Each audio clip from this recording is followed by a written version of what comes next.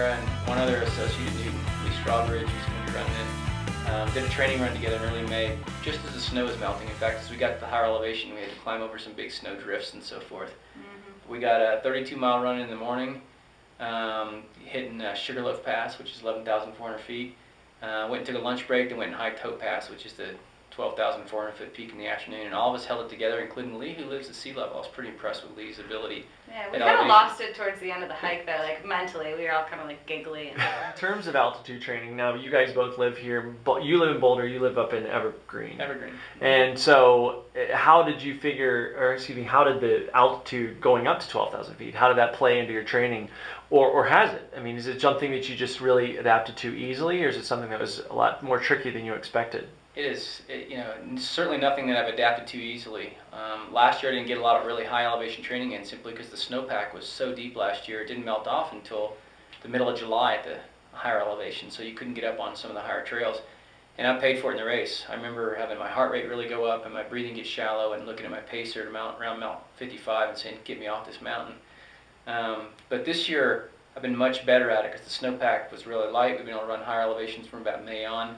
I've gotten up there once or twice a month to actually on the Leadville course and gotten to the higher elevation sections. And my training strategy this year has been just, you know, regular running during the week and as much as I can on the weekends when I'm in town, back-to-back Saturday, Sunday long runs, and I get at least one of those at elevation and right out my backyard. And Evergreen is access to Mount Evans, so if I can't get up to Leadville, I go run on top of Mount Evans, and that's really helped. Mount Evans at 14,000 feet, right? Yeah, I don't go to the top. I run from an area called Echo Lake to an area called Summit Lake, which gets me up to about 13,000 feet regularly. Gotcha. Kara? This is now making me feel really less confident. I don't get up to the high altitudes as much as I should. Steven's really good about it, But have you been affected by it in the past? Like when you've been at altitude, like when you guys went to Leadville, did you have a hard time with it, or was it just something that you kind of did adapt to pretty easily? I felt like it didn't really seem to bother me at all, and I do most of my training here in the mountains. I get up to high altitudes when I can, but I mean, I'm just whatever. I'm sure.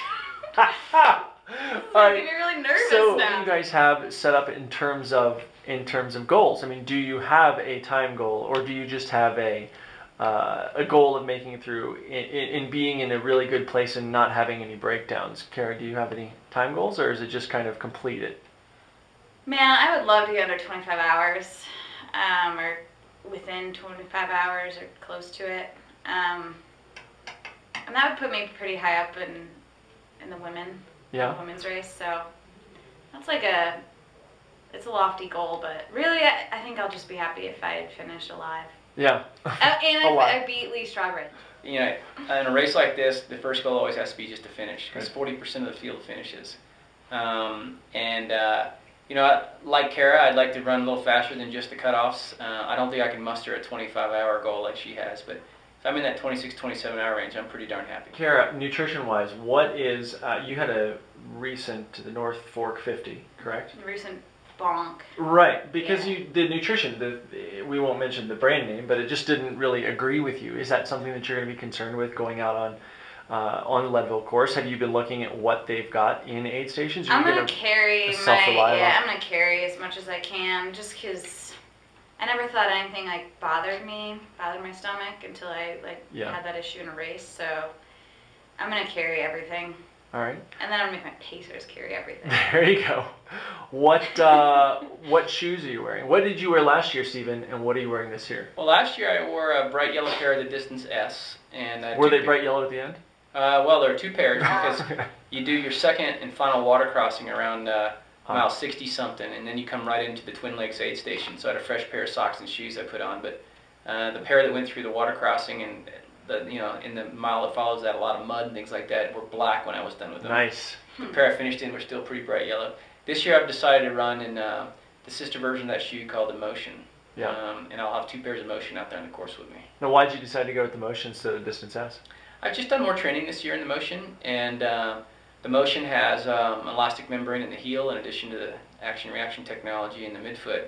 And the more tired you get, the more sloppy you get, and I'll take all the all the energy return and impact force reduction I get across the whole bottom of the foot, because as much as you try to be efficient, eventually you just kind of lose it. Yeah. Kara? I'm wearing the same shoe. The Modus? The Nice. Motion. That's what you do all your training in, yeah? I do all my running in that shoe, yeah. You don't run the Distance S at all? The Distance U? That's what I meant. You could do Sometimes I raced I'll do like quick stuff like tempos or shorter races, but Okay. I do pretty much everything in the Motion. And finally, kind of checking the weather and the way that things have been running this year, what expectations do you guys have going in? Again, this is your second 100-mile race, your first 100-mile race. And going in, I mean, what expectations do you have both of the course, of the weather, and of yourself? Well, I think we described what our time goals are maybe, but you know, a lot depends on what weather shows up and what body shows up on race day. And if I feel good and the weather cooperates, well then hopefully that all clicks. But you really have to be prepared to expect anything. And so on the Leadville course, you've not only got pacers from 50 miles on that can carry stuff, but each aid station and the major aid stations, you've got drop bags, and you've got stuff in there that could be for hail, snow, rain, or extreme heat. Because not only could we have any kind of that weather, but we could have all of it in the same 27 hours that you're on the course. It's not uncommon for it to get really hot in the afternoon, and then for a lightning and hailstorm to roll in late in the afternoon, for it to cool off and be below freezing at night. Wow, enjoy that, Kara. Knowing that. Man, I'm so unprepared. Damn.